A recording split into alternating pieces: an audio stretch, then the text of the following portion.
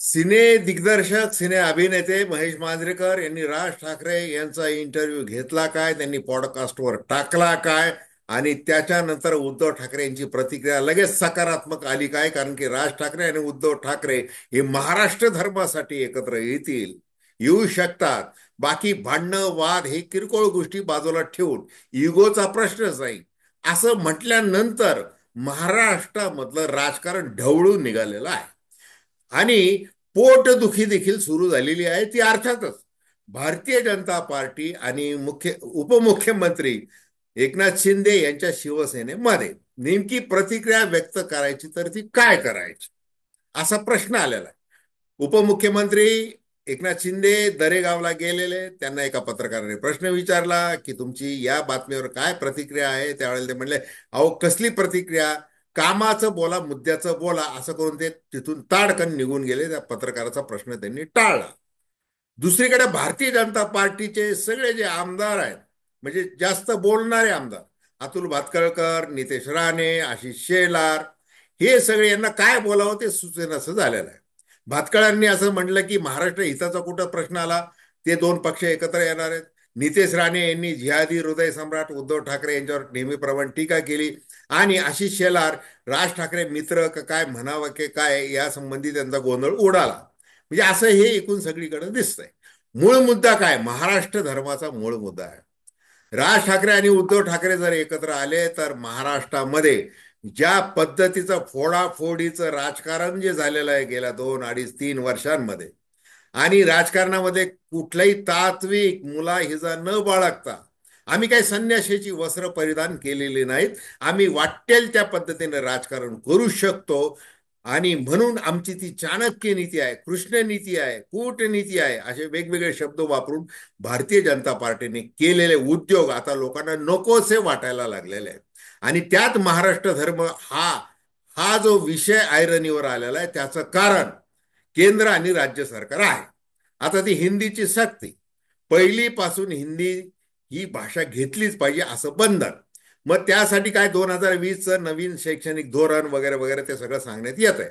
आता मनसेच्या संबंधी आपण बोलणार आहोत. महाराष्ट्र नवनिर्माण सेना राज ठाकरे यांची, राज ठाकरे यांनी लोकसभा निवडणुकीमध्ये पंतप्रधान नरेंद्र मोदी यांच्याकडे काय मागणी केली होती आणि आज मुंबई शहर अध्यक्ष मनसेचे संदीप देशपांडे यांनी राष्ट्रीय स्वयंसेवक संघाचे सरसंघचालक मोहन भागवत यांना काय पत्र पाठवलेलं आहे. आणि हे सगळे मुद्दे जर लक्षात घेतले तर भारतीय जनता पार्टीची मोठी अडचण झालेली आहे.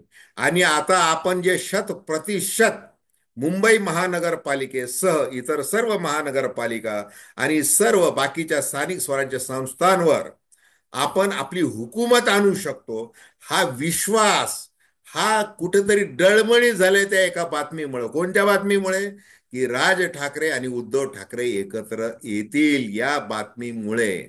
आता भलं राज ठाकरे परदेशात गेलेले, म्हणजे आपण नसताना मित्रा महेश मांजरेकर ते पॉडकास्ट रिलीज कर की असं सांगणं असेल, किंवा संदीप देशपांडेंनी मोहन भागवतांना लिहिलेलं पत्र असेल, हे सगळं जे काही घडतंय महाराष्ट्रामध्ये, म्हणजे राज ठाकरे यांनी खरं तर आता विचार केला पाहिजे.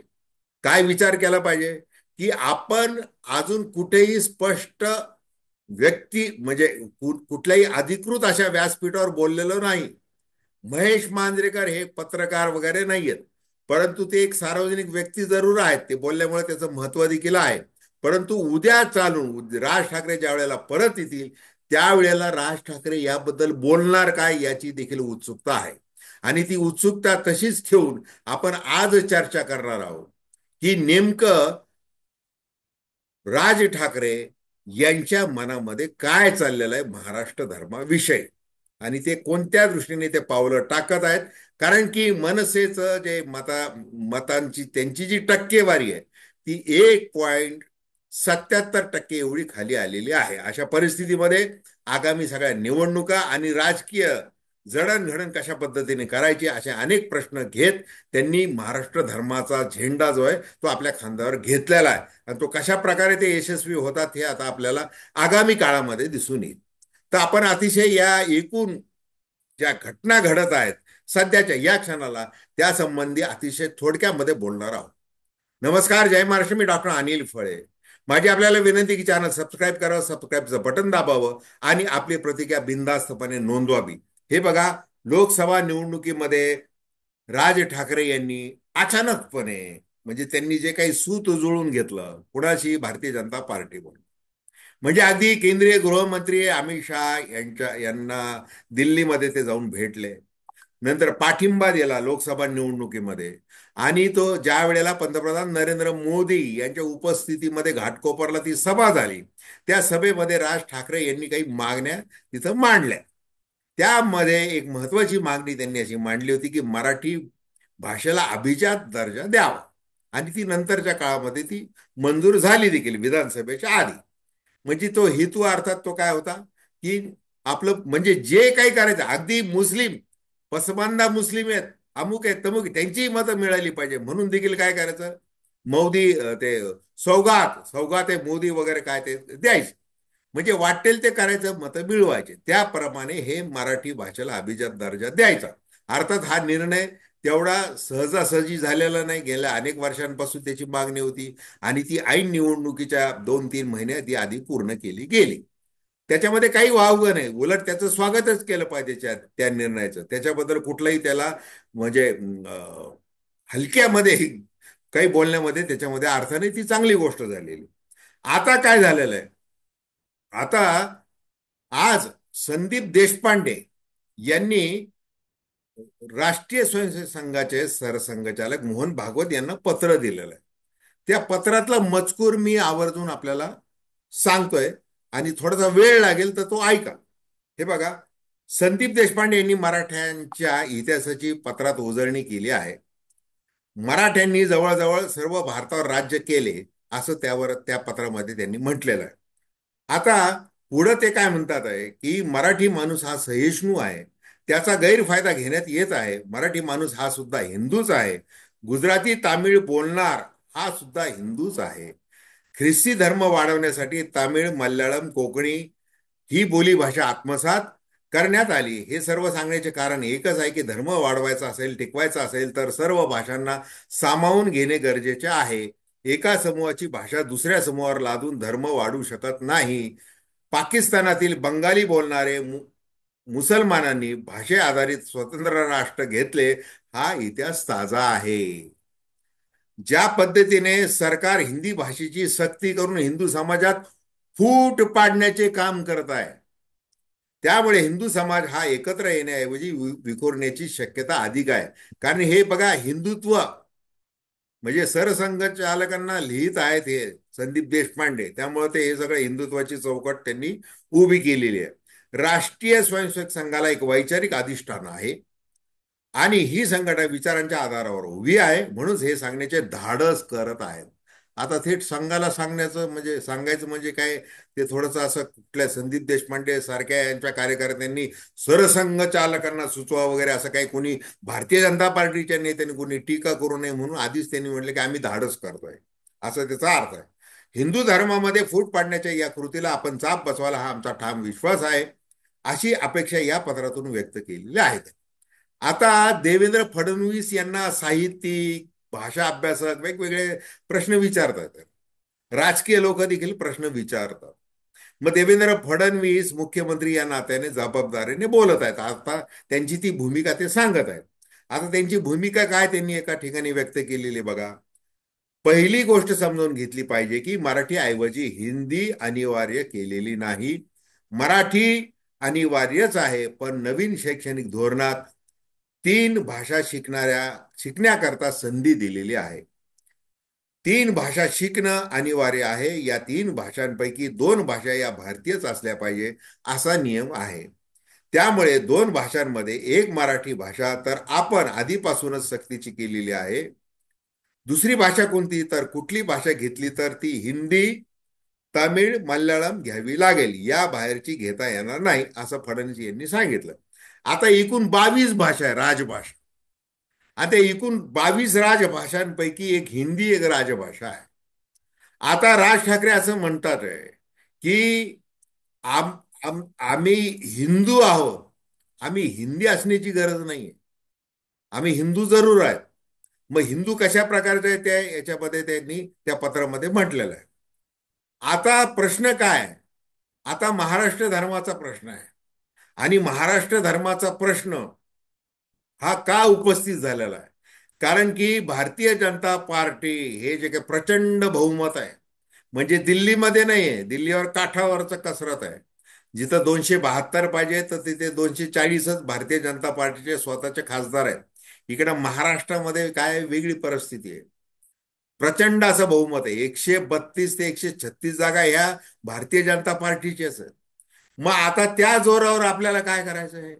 आपल्याला अनेक गोष्टी करायच्या आहेत. स्वबळावर निवडणूक लढवायची विधानसभेची ते आधीच घोषणा करून झालेली आहे अमित शहा यांच्याकडून. म्हणजे एवढ्या वेळेला बघा असं म्हणून त्यांनी मुख्यमंत्री एकनाथ शिंदे त्यावेळेचे त्यांनाही मोठेपणा दिला होता की तुमच्या नेतृत्वाखाली लढायचं आहे आम्हाला, परंतु आम्हाला काय करायचं आहे 2029 मध्ये स्वबळावर लढायचं. मग त्याचं ही एक आता ती भारतीय जनता पार्टी बघा उद्या परवा काय करायचं आहे किंवा आज संध्याकाळी काय करायचं आहे याच्यावर धोरणं ठरवत नाही. दीर्घकालीन विचार केला जातो. 5 वर्षांनी निवडणूक असेल तर आजपासून त्याची तयारी केली जाते. त्याचाच एक भाग आहे. आता मधल्या मधल्या काय आहे की आता स्थानिक स्वराज्य संस्थांच्या निवडणुका दिवाळीच्या नंतर त्या होतील असा अंदाज आहे. आणि तेही भारतीय जनता पार्टीच्या मनात आलं तर होतील, नाहीतर काय सर्वोच्च न्यायालय वगैरे वगैरे असं काही ते लांबण लावली जाणार आहे. मग आता हिंदी, आता आपण फक्त मुंबई महानगरपालिकेचं जर उदाहरण घेतलं, ती निवडणूक का महत्वाची प्रतिष्ठेची आहे. राजधानी आहे, आर्थिक राजधानी वगैरे वगैरे, मुंबईचं सगळं महत्व लक्षात घेता. मग तिथं मराठी मतं जी आहेत, ही मराठी मतं जर 37% असतील, मग त्याच्यामध्ये जर फाटाफूट होणार असेल तर ती कशी आहे? तर ती आपल्याला हवीच आहे. परंतु म्हणजे आपल्याला हवीच आहे म्हणजे काय करायचं? लोकसभा विधानसभा निवडणुकीमध्ये आपण काय केलं, म्हणजे समजा वरळी मतदारसंघाचं उदाहरण घ्या. तिथं कोण कोण उमेदवार होते? शिंदेचे ते मिलिंद देवरा होते, आणि नंतर ते देशपांडे होते, आणि आदित्य ठाकरे होते. म्हणजे मराठी या शिवसेनेमध्ये फुल लावून देण्यात आली. माहीममध्ये काय झालेलं आहे तेच केलेलं आहे. सदा सरवणकर एकनाथ शिंदेचे, नंतर महेश सावंत त्या उद्धव ठाकरे यांच्या शिवसेनेचे.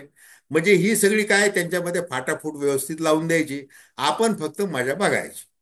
आणि मग अशाच पद्धतीने मुंबई महानगरपालिकेच्या हद्दीमध्ये जे काही 227 वगैरे जे काही प्रभाग आहेत, त्याच्यामध्ये अमराठी जो मतदार आहे तर तो आपल्याकडेच वळायला पाहिजे.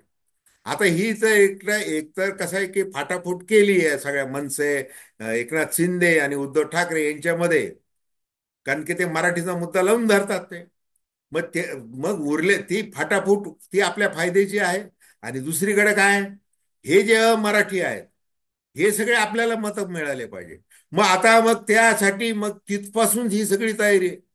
म्हणजे ती विधानसभा निवडणूक असो 2029ची, या स्थानिक स्वराज्य संस्थांच्या आधीच्या निवडणुका असो, किंवा लोकसभा निवडणूक असो पुढची, हे सगळे हिंदीची आम्ही सक्ती केली ते बघा बरं. भारतामधले हे एकमेव महाराष्ट्र राज्य आहे की तिथं आता हिंदीची सक्ती होणार आहे, केली जाते. आता ते थोडीशी भाषा बदल सुरू केलेला आहे मुख्यमंत्र्यांनी, की जी तिसरी भाषा जी घ्यायची आहे मग ती या राजभाषांपैकी कुठलीही एक असणार. म्हणजे इंग्रजी तर आहेच आहे, मराठी आहेच आहे, म्हणजे मराठी तर सक्तीची आहे. मग इंग्रजीला का विरोध केला नाही वगैरे केला जात आहे वगैरे असं ते विचारतात. तर एकूण काय करतं त्या सगळ्या हा सगळं ते हिंदू राष्ट्राचं स्वप्न सगळीकडे इथून तिथून त्या त्या त्या आवश्यक ज्या ज्या काय गोष्टी करता येण्यासारख्या आहेत त्या सगळ्या धोरणात्मक पद्धतीने आणि अतिशय खुबीने, म्हणजे चमच्या चमच्याने तेल टाकत टाकत असे मुद्दे भडकवून दिले पाहिजेत. आणि मग आम्ही हे तुमच्यासाठी कसं केलेलं आहे हे सगळं दाखवायचं आहे. म्हणजे मराठी टक्का त्याच्यामध्ये भांडणं लावून द्यायचे, आणि दुसरीकडे काय करायचं, आपला मतलब सगळं साधायचं. आता काय की हिंदुत्वाची कशी फाळणी की म्हणजे काय ते कसं दुकान मांडलेलं आहे, कसा तो एक प्रकारचा ते मोठं म्हणजे मोठा मॉल असा तो उभा केलेला आहे, त्याच्यामधून आपल्याला पाहिजे तसं विकायचं आहे. म्हणजे ज्या वेळेला प्रबोधनकार ठाकरे यांचा उल्लेख करून उद्धव ठाकरे बोलतात आमचं शेंडी जानव्यांचं हिंदुत्व नाहीये, राज ठाकरे ज्या वेळेला महाकुंभवर टीका करतात, ते प्रबोधनकार ठाकरे यांचे समाज सुधारणावादीच विचार बोलून दाखवत असतात. आणि मग महाराष्ट्र धर्म काय, हिंदू धर्म काय, याचा जो परिघ आहे तो किती व्यापक आहे, त्याच्यामध्ये किती मोठी तत्व आहेत, विशाल तत्व आहेत, हे ते सांगत असतात. परंतु इकडे काय भारतीय जनता पार्टीची नेहमी अडचण येते. कधी ते मोहल्ले में घुसके मारेंगे नितीन राणे म्हणणार, कधी ते गुणरत्न सदावर्ते म्हणणार, वगैरे वगैरे, ते सगळं असं ते चालू आहे. या सगळ्या परिस्थितीमध्ये जर राज ठाकरे आणि उद्धव ठाकरे हे एकत्र आले तर आपल्याला आपल्याला असं विचारलं जाईल की महाराष्ट्र धर्माची वाट तुम्ही का लावता, असं विचारलं जाईल. आणि ते विचारलं गेलं तर आपल्याला त्याच्यावर भाष्य करणं ही आपल्याला कठीण जाणार आहे.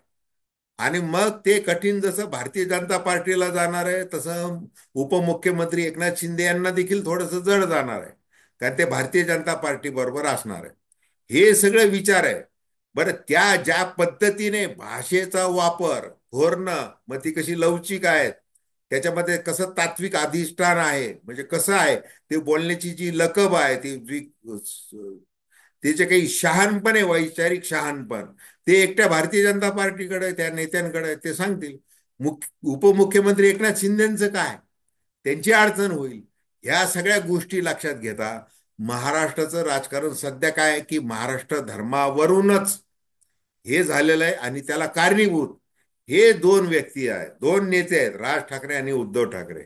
म्हणजे ठाकरे ब्रँडला काय महत्व आहे, म्हणजे संयुक्त महाराष्ट्र च्या चळवळीपासून ते आज तागायत ठाकरे ब्रँडचं जे महत्व आहे ते कदापि म्हणजे यत्किंचितही कमी झालेलं नाही. तेच याच्यातून दिसतंय. आणि लोकांकडून त्याचं स्वागत केलं जात आहे, हे जर दोन भाऊ एकत्र येणार असतील तर. आणि त्यामुळं ही सगळी महायुतीची काय पोटदुखी सुरू झालेली आहे, आणि ती वेगवेगळ्या पद्धतीने आपल्याला दिसते. एवढंच. तर धन्यवाद. हा व्हिडिओ आपल्याला आवडला असल्यास अवश्य शेअर करा, सबस्क्राईब करा आणि आपली प्रतिक्रिया बिनधास्तपणे नोंदवा. धन्यवाद.